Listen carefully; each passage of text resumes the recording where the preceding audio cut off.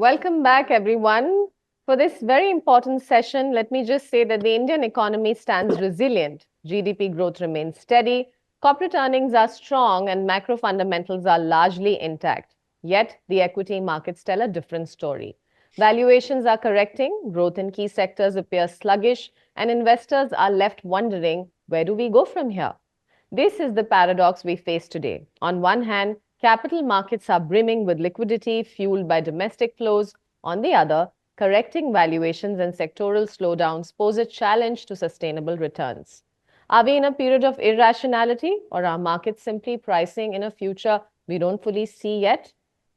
The conundrum deepens when we factor in global headwinds, geopolitical tensions, inflation concerns, and the ever evolving interest rate landscape. Meanwhile, India's long term growth narrative remains intact, with digital transformation, financial inclusion, and manufacturing resilience leading the charge. So, what should investors do? Chase momentum, rotate sectors, or wait for the puzzle to solve itself? Today, we bring together experts who have navigated such market cycles before. Let's dissect this unique economic moment, decode valuation trends, and uncover the best path forward in an era of contradictions. We have with us Mr. Navneet Munot, MD and CEO, HDFC AMC. Mr. Munot leads HDFC AMC, one of India's largest asset management companies, overseeing rupees 7.75 lakh crores in AUM. With 30 years in financial markets, he has previously served as CIO of SBI Funds and held leadership roles at Morgan Stanley and Birla Sun Life Mutual Fund. He's also the chairman of AMFI, shaping the industry's future. We have with us Mr. Rajesh Kothari, founder and MD, Alpha Accurate Advisors, and the architect of the firm's proprietary 3M stock selection framework, which has helped identify several multi-baggers over the years. With over 20 years of experience in Indian capital markets, he combines deep research with disciplined investing to generate superior risk-adjusted returns. We have with us Mr. Samir Arora, founder and CIO, Helios Capital, and Mr. Arora has nearly 3 decades of investment experience and is the driving force behind Helios Capital. Previously, he was head of Asian emerging markets at Alliance Capital and CIO of its India-focused funds, earning multiple industry awards. He holds degrees from IIT Delhi, IIM Calcutta, and he was a gold medalist there, and the Wharton School. A passionate reader and sports enthusiast, Mr. Samir is known for his contrarian yet highly successful investment strategies. With these seasoned experts, we aim to shed light on how investors should position themselves in a market full of contradictions. And this session will be moderated by Mr. Kamal Manocha, who is the founder and CEO of PMS AIF World, where he leads both wealth management and content initiatives with a strong focus on research-driven investing. Under his visionary leadership, the firm has introduced several innovative investment frameworks, the last being the quality, risk, and consistency model designed to provide deeper insights into portfolio management services. PMS AIF World serves 600 plus high net worth clients, managing assets worth rupees 1700 crore plus, reflecting its strong commitment to delivering quality investment services. And with 20 years of experience in the financial industry, Mr. Kamal Manocha has consistently driven strategic growth and thought leadership in the investment space. He holds a master's degree in management and an honors in economics, along with multiple prestigious investment certifications. So that is our very eminent panel for you. It is now over to Mr. Kamal Manocha to steer the proceedings of this session. Thanks, Aishwarya. Welcome, everyone. This is our 6th annual Crystal Gazing Summit, and this is the last session of this summit. We have had many eminent speakers, talking about markets, and everybody has tried to provide clarity, and we have tried to kind of understand, what's lying ahead, and we are trying to decode the bull run. We kept this session particularly in the end because we know, we have Mr. Samir Arora, who is always optimistic, and the kind of we were discussing just the books behind you kind of say that you have a lot of knowledge. Plus, you're not sitting in India, you're sitting in Singapore, so you can give us an unbiased view why FIs are selling. If everything is so good, economy is resilient, there's DI flows are rising. How do you see the current, time? Is this a normal correction? Just valuations are correcting, or there anything something which is bothering you? Oh, I thought you were introducing me. I didn't realize it's a question. Okay. Okay. So the big picture is, first of all, I manage a long short fund. I'm a hedge fund manager. So I'm supposed to be also bearish in life. But, I have not felt bearish in this episode. I've been feeling bearish many times before because my general thumb rule, and, I talk about that as my mistake in 2008, is that I did not look at the world.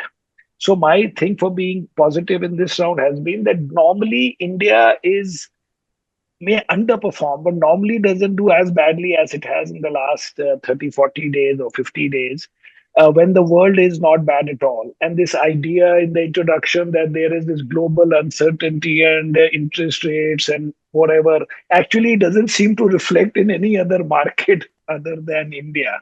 So I still feel that that part has been overdone. But looking at why FIIs have been selling. So if you look at the FI selling for say 2024, there are two ways of presenting it. One way is that they sold some 12 billion or something like that dollars, or actually they sold only $1 billion because they put some $11 billion of it back in the primary market or QIPs. So if you look at it as $1 billion, it is absolutely nothing considering their size, considering that there was ex China some $30 billion of selling in emerging Asia alone. And we have these data from Goldman Sachs, at least for the last 5 years. And if you looked at older reports, maybe we could add more. But literally every year, India, when it gets money, it gets more than its proportion. And when there is selling, it is less than its proportion. Plus, we had inflows from FIIs even as late as September. Then in October, there was some big selling, which at that time, if you want to connect it to a story around and why suddenly after buying some $5-6 billion in September, they sold 12 billion, it can only be US elections or Trump winning and all that.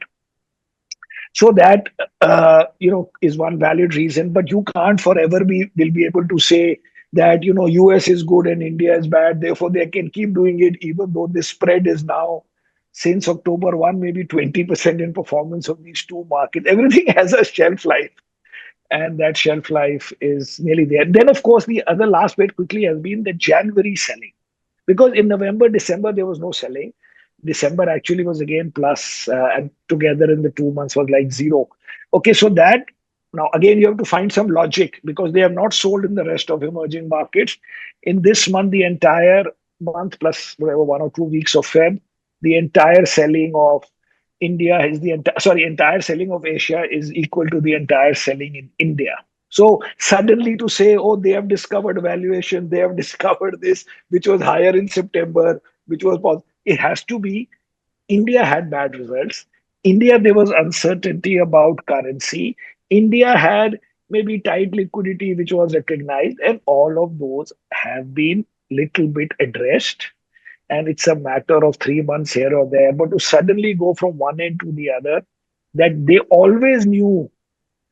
And now, actually, I think I will also talk about it. But even if I look at the small cap index, its return for the last 3 years is now 10% per annum.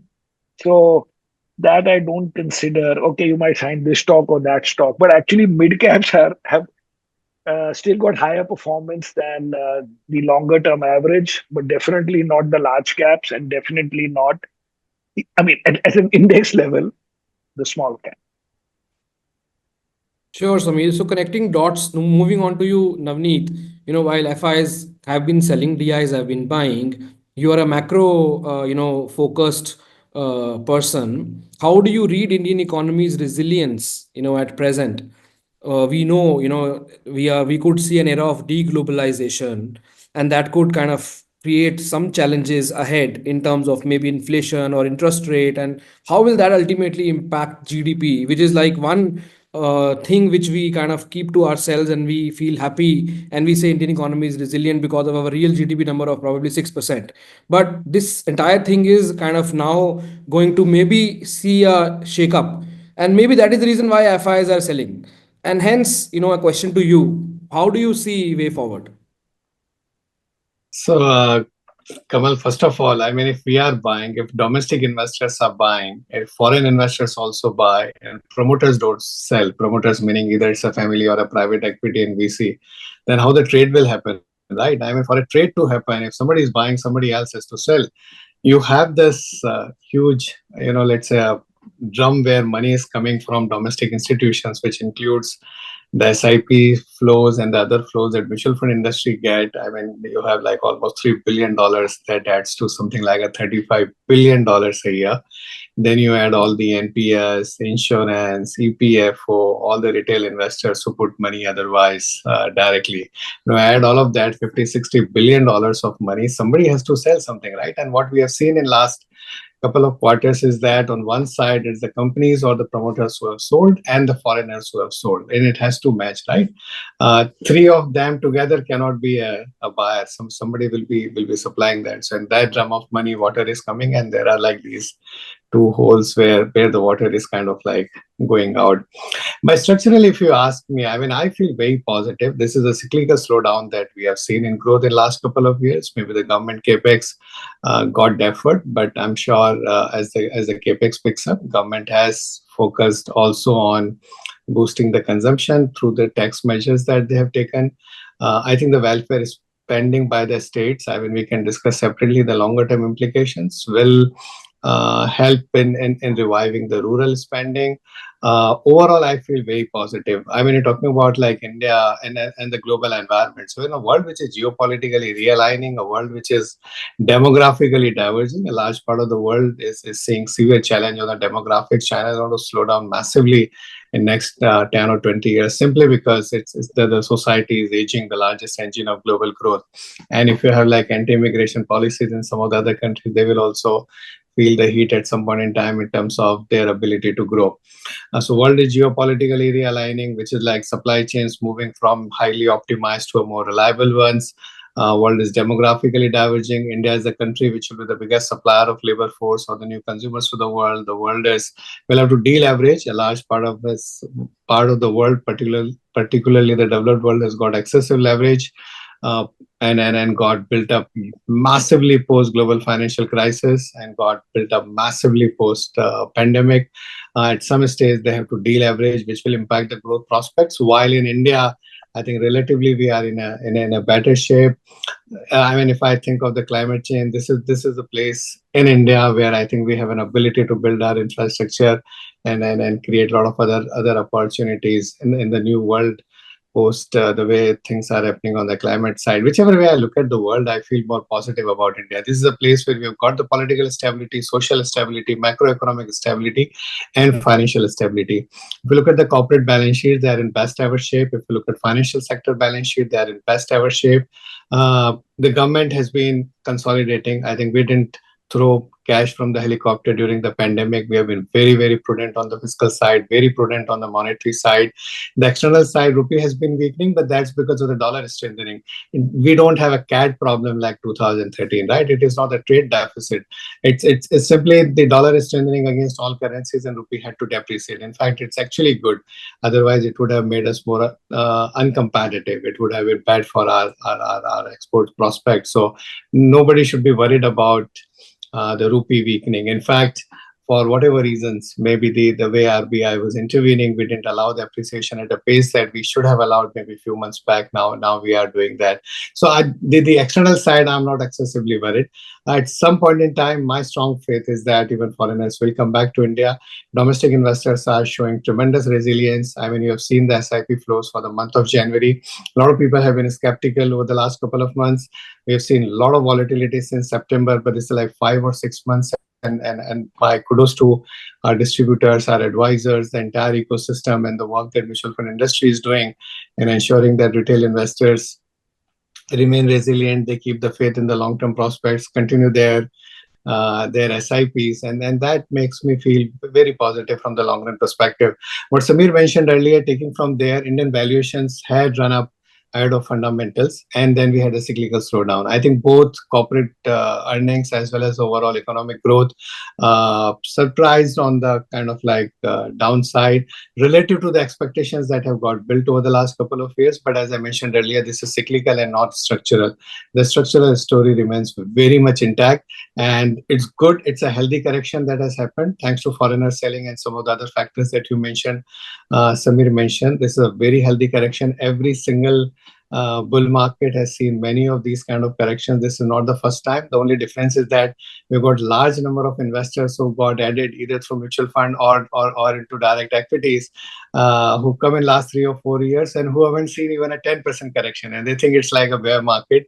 I think those of us who have been in the market for decades, we have seen much deeper than that. It's a part and parcel of the game. It's the nature of the beast. That's how it's supposed to be. Equities can't deliver returns every quarter, every month, every half year. What we are seeing is very, very healthy, and I feel very positive. I mean, if you ask me next 3 year, 5 year, 10 year, 20 year, I feel extremely positive on India, and I don't see any reason for retail investors to kind of stop their SIP or think otherwise. Sure, Navneet, I think well said.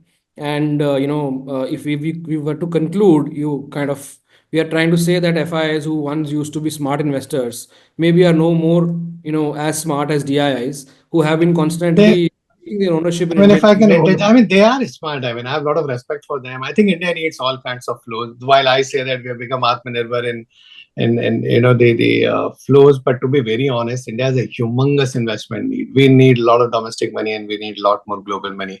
And I'm one of those who strongly believe that in next 10 years, the foreign money will surprise on upside, both in FPI and FDI. I mean, India has tremendous potential as a structural story of growth. Of course, I mean, if there are other markets which are doing well on a valuation basis, if they look attractive, if there is a greater momentum there, I don't think it's only about the valuation. It's a momentum in a certain asset class. Exactly a year back, I remember meeting so many large global investors, marquee investors. And I just said, don't you think looking at the valuations on a relative basis, there is some value in China? And everybody said, I can't even utter that word in front of the asset owners. I can't even say that I like China, because then I won't be able to make my presentation for the next 30 or 60 minutes. I mean, I'll be asked to move out of the door. And China today, I mean, if you look at your numbers, Kamal, China today is outperforming 40% YOY India. A year back, because your name is crystal gazing, right? What did you say for our talk today? Yeah. It's a crystal ball 25, something like that, you said. I should have mentioned. Yeah. Sorry? Crystal Gazing Summit 2025. The crystal gazing. I mean, if somebody had a crystal ball a year back, I don't think anybody would have believed that China would outperform India by 40%. MSCI China is 40% higher than what MSCI India has delivered. India had everything going for it, and China had everything going against them. That's the nature of the beast. And today, I'm pretty sure, I mean, everybody thinks that it's the US. I mean, the US exceptionalism is at its peak. My view is that at some point in time in this year, reality will sink in. No, absolutely. So SIP, I would say investors and our DIs are going to definitely win, and hence long-term investing is definitely interesting. So moving on to Rajesh, taking cues from both Samir and Navneet, you are a fund manager who is actually managing public money day in, day out, taking decisions on stocks and sectors. Do you see the correction, so far has bottom been made? From your point of view, are you deploying money kind of more aggressively as you were deploying in the past over last, say, 6 months? How do you read, current market in terms of their technicals and fundamentals? What's your view in this regards? Hi, Kamal. So first of all, thanks very much for inviting us on this panel. So, I think one very important point, and I always believe that what is in your control as an investor or as a fund manager is the cost of purchase, am I right? The entry point. And today, if you look at our entry point across all companies, I'm talking about good companies, good ROE, good balance sheet, the valuations have corrected. Now, one can see the reason might be the third quarter slowdown, first quarter slowdown. But from government side, whatever it is required to be done in terms of the ability of the entrepreneurs to run on that road, which government has now built in last 10 years, I think that is significantly higher than what it used to be 1 year back or 2 years back, right? Now, be it PLI, be it all kind of a policy decisions, all the decisions are favorable. And there are many entrepreneurs in India who are willing to grow and has a ability to grow 2x, 3x, 5x over next 3, 4, 5, 10 years, correct? And their valuations have corrected. So even if you look at the indices level, the Nifty, for example, let's say Nifty, the Nifty 10 years valuations today and compare it with today, we are at a reasonably, first time probably we are below 10 years average P. Now, of course, the ROE has improved, as Navneet has said, the corporate balance sheet is improved, the overall macro environment is in our favor. So there is no reason to believe that why one should not invest now. Can market go down again another 5%? It can always go down another 5%, 10%, who knows, correct? But if you invest at this point of time, chances that you make single teen to double teen returns with a 3 to 4 to 5 years view are in your favor. Because think of it, what equity market doesn't like? Most important, doesn't like the uncertainty. So budget uncertainty is over, the tax bill related uncertainty, capital gain tax, no changes, number one. Number two, Mr. Tariff, Donald Trump, correct? The first 20 days, the highest noise happens. It's like COVID wave 1, you get shocked. When COVID wave 2 came, you were prepared. When COVID 3 came, you said, I will take care of it, correct? You are all of a sudden, you are immune to it, am I right? Same thing will happen in Donald Trump. That's what he's doing. I mean, he said the highest noise, then from 60%, he moved to 10% on China.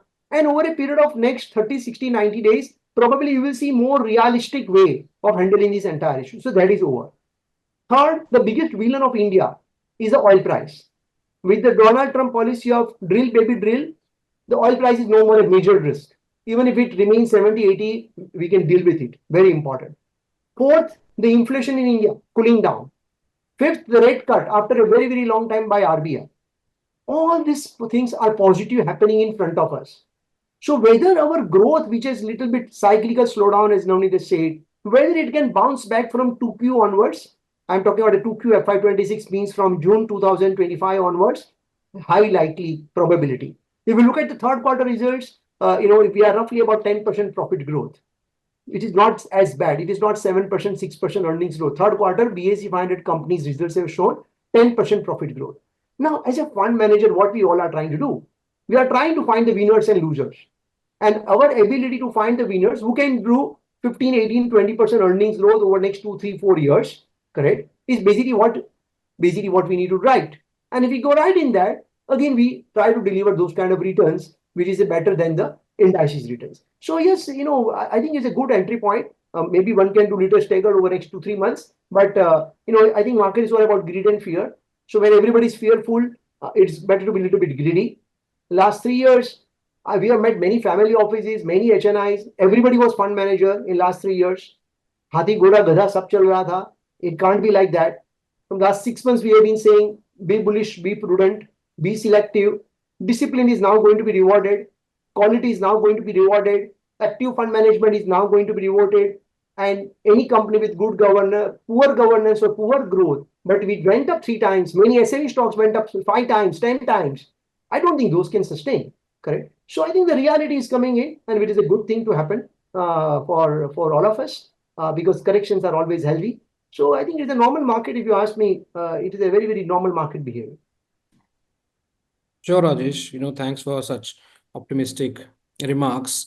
Samir, you have always been proponent of large caps, and you have always mentioned that investing in mid and small caps, primarily small caps, ultimately is a sham in long term because the averages like BSE 500 versus Nifty 50 long-term returns are equal to broadly 14-15% because 80% of small cap stocks ultimately go through meltdown. Now, after this meltdown, where small caps have corrected, and when we know India is a long-term growth story, and the entire industry, be it mutual fund or PMS, both you manage, is competitive. You have to deliver alpha. Would you like to, utilize the current opportunity to maybe increase your allocation towards mid and small caps? And would you see this differently versus your, I would say, understanding and what you have always been saying? No, so I've been saying that in the long term, when the phases or the cycles end, then the small cap and the large cap, or the small cap and the 500 index, their performance difference is very minor for all the things you went through in going up and down. But when you get the cycle right, then they make very outlandish returns. So we normally have always had some 15-20% in small and mid, even in our offshore fund, maybe we'll have 25% in mid and small. But there you have to be active. You have to sell in a 2-3 year period. You can't say straight away that this theme is forever because the cycles in that are very sharp. So that we even, not that today, tomorrow, but generally, yes, we will be buying small mid cap all the time. But it's just that you're not supposed to have buy and forget in those. And for that separately, anyway, even for the large caps, we say that our horizon is 2-3 years. We never say, even for stocks, like Mr. Navneet Munot's parent company, that we are going to own it for 30 years, but we've had it by chance, whatever, 25 years, but always looking at it as 2, 3 years at a time. So that part fits into my psyche. But it's not that they are not to be bought, because when they have corrected, then their returns are normally very high whenever that cycle starts. But that cycle cannot start right now. First, the large caps have to take a pause, and that will happen whenever FIIs little bit stop, and the FIIs will automatically stop. FIIs, I don't think, come in with the idea that should we sell India or not sell. At the beginning of every year is whether you buy or not buy, or maybe buy less or more. And even now, we saw this IPO of this IT company yesterday, day before. See the number of anchor foreign investors in it, including our government here. It's not that they just walk away. It's just a little bit of a churn, because they are also changing their portfolio. So if they have 800, 900 billion market value in India, and they decide that, yeah, we don't want only the old IT and the old tech and the old commodities, and we need to buy 1 or 2% of something new, then how to do? They have to buy it in a IPO or a QIP where they can get something meaningful. So we do it in the market. They are doing it via this selling in the primary and buying in the secondary. But it'll end, because my guess is that even last year, including in December, as late as September, they were putting reasonable amount. And at this stage, Indian market will be happy even if they just stop selling. I think that can't be far away. Rest we will take care of. Or Mr. Monot's company, which is much larger, will take care. Right, right. So Navneet, at the helm of, I would say, affairs in terms of managing one of the largest AMCs, when you see, flows coming in, going out of DIIs in various schemes, what does that convey to you? And at the same time, you also have to kind of utilize the present opportunity in terms of correction, in terms of maybe launching a new scheme or a new NFO. If you have to take a decision of, kind of using this opportunity to launch new funds, will that be towards large cap side or a mid cap side or a small cap side or sectoral? How are you seeing, current correction in terms of using it opportunistically from your point of view? So first of all, the correction that we have seen since September has been in line with what our fund managers has been saying for several months before that there is a part of the market where there's a lot of froth. There are stocks where narrative is running far ahead of numbers. There are stocks where prices have run far ahead of fundamentals. Around, I think, 2 or 3 years back, we launched the India's first defense fund. We really felt very positive about the long-term prospects. But after the NFO, the kind of money came in and the way stocks were running, we said, no, we'll only take SIP up to 10,000 rupees per month. And almost 7 or 8 months back, we stopped that also, because investors were saying that I made 100% last year. I only expect now 30% per annum going forward. And I said, no, if something is delivered 100%, doesn't mean that. And the person is saying that I've moderated my return expectations. I don't want 100 deliver 100. I only want 30. And our fund manager said that at these valuations, I'm not very sure about 30. We still feel very positive about the structural opportunity in that space. But prices had run up to a levels where it was very difficult for fund managers to really justify buying that. The point I'm trying to make is that I think one needs to take a longer term view. There will always be a frenzy or let's say the stocks with low floating stock, the way prices had run up in some sphere of the market, which has corrected very healthy. In fact, I was seeing today, generally catching up with what's happening in market in last week, and I saw several of the high quality stocks have fallen 40-50%. Very good names. Some of the multinational companies in capital goods sector are down like 40-45%. So it's I think at some point in time, as Samir rightly mentioned, that maybe a point will come where at least foreigners will stop selling. They may or may not be a net big buyer, but at some stage at these prices, they would also believe that it doesn't make sense to sell them. While on the domestic side, what we are telling our investors, continue with the SIP. We are not that opportunistic now that this particular segment has fallen by more, or this particular segment is not good for the long run. I mean, we have a mid-cap fund which has been running for 20 years. We have large cap strategies or flexi cap strategies which have been running for 30 years. One can look at their long-term track record across many cycles, across many events, both domestically and globally. I mean, our flexi cap fund completed, SDFC flexi cap fund completed 30 years of its existence. It's in many cycles over the years, and many ups and downs, both in India and globally over these years. But somebody who put like a 10,000 rupee per month for 30 years would be sitting on something like 20 crores. Now, of course, as a responsible fund manager, I have to say, I mean, past performance is no guarantee of future performance. Please read the offer document carefully. Before investing. To market risk. No, I mean, on a serious note. But at the same time, what it shows is the power of compounding. I mean, India is in such an amazingly good compounding machine. What you need to, I mean, what we tell, I mean, as part of MFI or as part of any responsible asset manager in India is that it's very difficult to time it.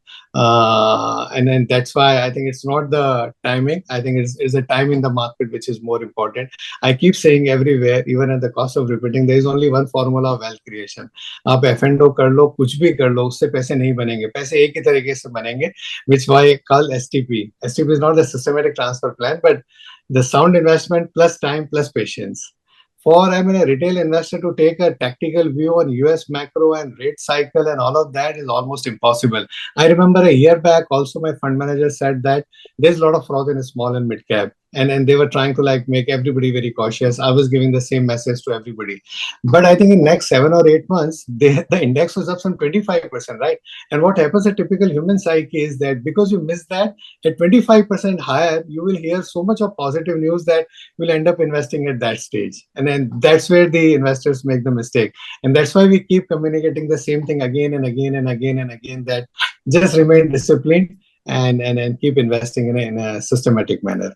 India won't disappoint a long-term investor, a patient investor.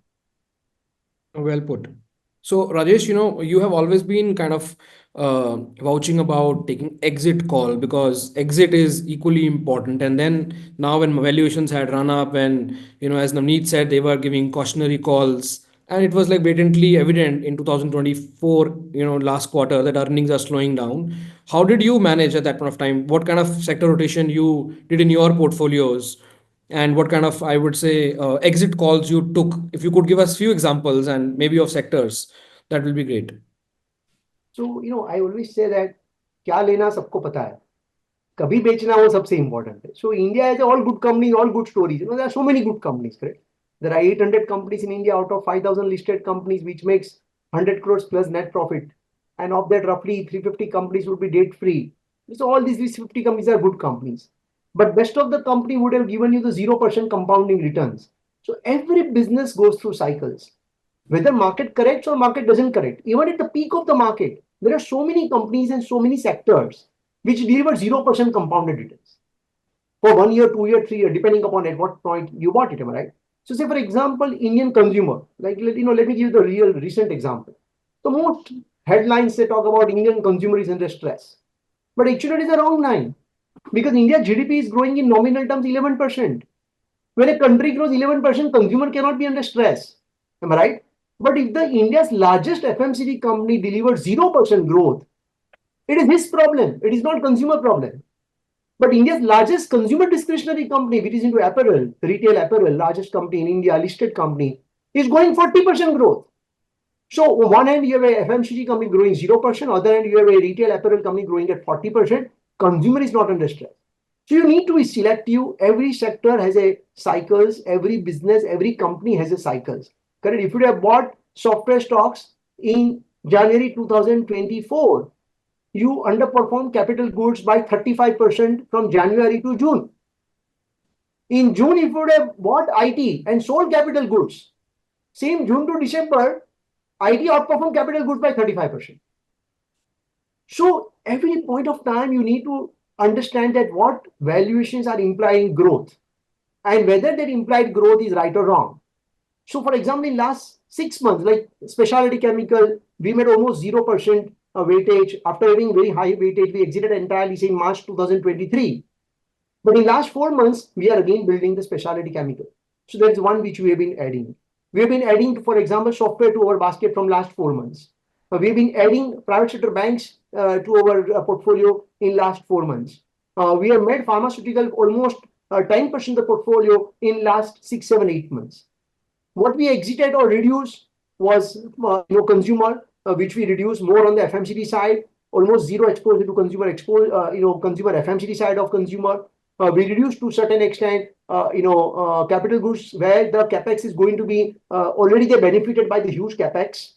We reduced, for example, companies or sector where the valuations they were implying 40% compounded growth for the next 10 years. So be selective is the mantra. Be agile is the mantra. Keep monitoring the business cycles. Keep identifying the winners. Keep checking the growth and the relative valuations, and keep adjusting your portfolio whenever you realize that there's going to be puncture over next 4 to 6 quarters. Because if there is going to be puncture for next 4 quarters, while management might sound very optimistic, generally it takes, instead of 4 quarters, 8 quarters. It means 2 years are gone. It means 2 years company will deliver 0% CAGR, correct? Which is of course not good. So realizing that that's something important. Business cycles are getting shorter every day, and it is very, very important to be relevant in terms of the growth, because ultimately the portfolio earnings growth can only deliver the better alpha to the investors. Sure, Rajesh. Moving on to you, Samir, what is your portfolio strategy at the moment? Because as Navneet mentioned, it is a fact that many quality businesses have fallen like 30, 35, 40%. And at the same time, we have these traditional old quality businesses, like banks and all these large banks or IT companies. And at the same time, there are some of these fast running, fast growing businesses like Trent or Dixon, or some of the new age businesses, like Zomato and likewise fintechs. So obviously all across the board there is a correction, but some of the traditional businesses, quality businesses, which which hardly correct, they are the ones which have corrected in this correction as well. So if you were to now create a kind of a mix in your portfolio and do some kind of shifts, how would you kind of approach? Would you increase your allocation more towards quality, or you would do maybe totally kind of shedding of stocks like fintech and kind of these names like Zomato and all, because you can now make maybe better portfolio at a lower valuation buying some of these high quality names? So, by the way, separately, we got our approval for a mid-cap fund some 4, 5 months ago, and we're going to launch it soon. So, at some level, you can say that we are turning bullish there. But coming back to the portfolio, everybody has a few of these high valuation, high growth stocks, and somebody has Dixon, which we don't have, and somebody has Trend that we don't have. But we love our Zomato, so we have it, and we are not going to sell it. But this is just one of these high valuation, high growth kind of stories. Somebody will have one combo or the other, and actually, maybe Zomato has fallen less than others. But coming to the big picture, I think if you look at even from a Trump point of view or other points of view, there are 2, 3 sectors which were anyway looking better, and we've had them for a long time. I didn't realize this thing about IT because we bought our IT from zero to some 14, 15% in June of 24 only, or maybe July, basically based on the election results and the budget, which was very unappealing towards state-owned and defense and cap goods, etc. But I didn't see I don't see sector performance that way. But generally, the idea is that today, if you look at financials, they are good. If you look at consumer, we have changed our not now, but we broadly never buy consumer staples. For us, consumer basically means this middle class consumer, which today our biggest weight might be hotels plus Zomato types. And the other one is IT, which also has less of an issue from Trump. And anyway, we have it now since June, July 24. So these three would be together the biggest weights. And these are in even big sectors of India. And the sectors where we are most negative, fortunately, I think that sector is going to be under total attack because it has the highest tariff, even though reducing the tariff won't change anything, which is automobile, where it is just visible. For example, today you would have seen that India reduced on bourbon, on whiskey. Who cares? But it just looks that you've reduced it from some 150% to 100% or whatever. So same thing is in these cars, where I think that India anyway The Indian public needs to see lower tariffs in many of these things. The protection has gone on for too long. By the way, in a big picture sense, I think Donald Trump is hugely positive for India because he has taught two things, which Indian budget also showed. Cut your taxes or keep them low. And secondly, try and reduce government expenses or government expenditure. And thirdly, if he's able to force India to cut some tariffs where you have had enough protection, where the guys you are defending are two or three, and somebody else is paying the cost of that who's also living in India. So what is the big deal of this tariff? Why do we need steel tariff? You hit two companies, but there are 1 million buyers of that steel in India, including the automobile companies or something. So go along up to a point with that tariff cut and insist on whatever else you can get out of them in terms of strategic, in terms of buying planes, in terms of buying, F whatever 35 or whatever. I also think that China, we should let the Chinese companies in. Today, what do we call Maruti Suzuki? Is it a Japanese company or an Indian company? You should have BYD India listed here and give them 51% and insist that they localize X% and they export Y% and they do whatever. And before they come in, but they're already in, but let's say Tesla, give them for 20,000 cars a year some lower duty. Who cares? Bottom line is, some of these things don't need the kind of protection we have given. So I think it's very good that if the Indian government did not think of it itself, Trump is forcing it. This is all good for India either way. No, sure. Navneet, last question to you. There are these, I would say, times where because dollar has been strengthening, rupee has been depreciating, like, FIs are moving out. I again come to that because you're a macro specialist. Investors at this point of time for their new share of wallet, they ask for options, they ask for advice. Why should we keep investing in India? Why not invest in US? Because US is throwing at least one certainty that my currency depreciation will not happen, and at the same time now we have Trump, who is like going to kind of create a new wave of growth. So from that point of view, we when as advisors kind of discuss with clients with full conviction towards India, we also at some point of time feel that a large fund house like you should maybe help us address this particular aspect logically. Obviously we understand and we are quite convinced, but if you were to kind of address this aspect, what does logic convey, from the point of view of returns, not from the point of view of asset allocation or diversification or reducing risk? Clients are not interested in that. Clients are interested in higher returns and they are ready to take risk. From that point of view, if we have to kind of answer this aspect. I told you about the track record of HDFC FlexiCap Fund for 30 years. I mean, it's 18-19%. And again, I report because I quoted the number. Mutual funds are subject to market risk. Please read the offer document carefully. Past performance is no guarantee of future performance. It's not indicative of future performance. Future may be different. But I mean, even if you look at the dollar return, dollar is depreciated by 3.5% over this last 20 or 30 years. Dollar returns would have been like 14 or 15%. Now, only two big compounding machines in the world. One is United States, one is India. Last 30 years, nominal GDP has grown at like 10-11%. Corporate revenues and corporate profits have grown around 11-12%. Market has delivered slightly better than that. And some of the funds like ours have delivered substantially better than that. What it shows is that you have an economy which has been growing for 30 years. You have a corporate sector which has been able to convert that growth into their revenues and their profits for a long time.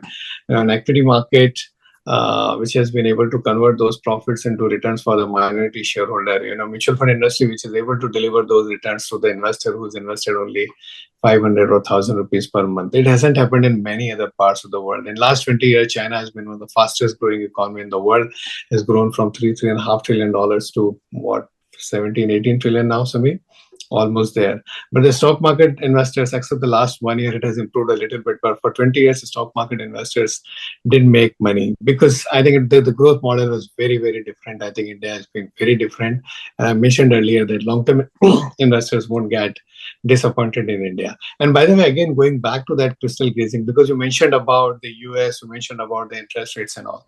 If we had this event and all of us were the speaker and had you asked us exactly 5 years back, in February 20. And the Nifty touched an all-time high. I think somewhere here, maybe 2 days here and there. Exactly 5 years back, Nifty touched an all-time high of 12,000. And it is not only about, and the 10-year bond yield would have been 6.5%. It's not only about the level of the index or the rates. The volatility across markets, be it equity, be it bonds, be it currency, be it commodity, was at a multi-year low. In some of the markets in the world, it was at a multi-decade low. What it showed is that, in fact, I had a crystal ball, and I told you that in the next 1 month or so, the world is going to see a pandemic which is unprecedented in 100 years. Hundreds of thousands, or rather millions of people are going to lose their lives. We are going to have a supply and demand shock which will lead to a recession in almost 100 countries, including India. India will have a recession. We are going to have a deflation. Another year or so, we are going to have geopolitical situation which the world hasn't seen since Second World War. We'll have a war in the heart of Europe. And several of the powers who are like nuclear powers would be at actual war with each other, be it in Israel, Gaza, or in the Russia, Ukraine. You'll have a trade war between the two largest economic and the largest trade powers in the world, US and China. You will see, I mean, the kind of like the democratic changes that you have seen in the last 3 or 4 years. You are going to see climatic conditions which the world has never seen in history in next 4 or 5 years. I can go on and on and on. And one would have said that, boss, I'll keep my money in bank deposits. Even bank deposit may be dar lagega. I'll rather keep cash with under my mattress, because if world is going to see all this, how difficult it is going to be. But the fact is that we are at 24,000. मैं तो daily देखता नहीं हूँ Nifty, but we'll be like somewhere there, maybe, I don't know, 22, 23,000, whatever. We are double of that. And if somebody who did an SIP has made far better returns, because the index fell and then had like good amount of volatility in this period. I mean, the faith in all these predictions, I mean, as J.K. Galbraith said, there are two kinds of forecasters. One who don't know, the other who don't know that he doesn't know. That who don't know that they don't know. There's no point, I think, predicting a lot of these things. Structurally, I mean, India is a compounding machine. In next 20, 25 years, with the democracy we have, with the demographics we have, demand, digitalization, determination will do well, corporate sector will do well. There'll always be cycles. We have seen excessive valuations. Ultimately, I mean, the reality has to people have to come to the reality. Please don't go to sky. Those stocks correct ultimately, and then I mean, it's like more like a pendulum from one extreme to another extreme. We saw one extreme, maybe because of this selling we are seeing, and maybe in some of the stocks we'll see another extreme in some time. But the structural long-term investor will do well, who remains patient. Sure, Navneet. I hand over to you, Rajesh, to kind of conclude the entire conversation. I think this is a very enriching conversation and enhancing confidence, and at the same time, absolutely reinforcing conviction. But over to you, Rajesh, for your final remarks, your words of wisdom and conclusion. I think Navneet is rightly summarized. Keep faith. Number one, market will reward the discipline. So don't do adventurous things. At individual levels, many guys have started doing a lot of adventurous things the last 3 years that are getting penalized now. So, always better to be the active managers, the professional managers, and, the competence is something very important. Be disciplined, be selective, and keep the faith. Absolutely. I'm reminded of that quote of Warren Buffett that market is a mechanism of shifting money from the one who is active to the one who is patient. And absolutely on this quote, I would like to conclude and hand back to our anchor, Aishwarya. Thank you, everyone.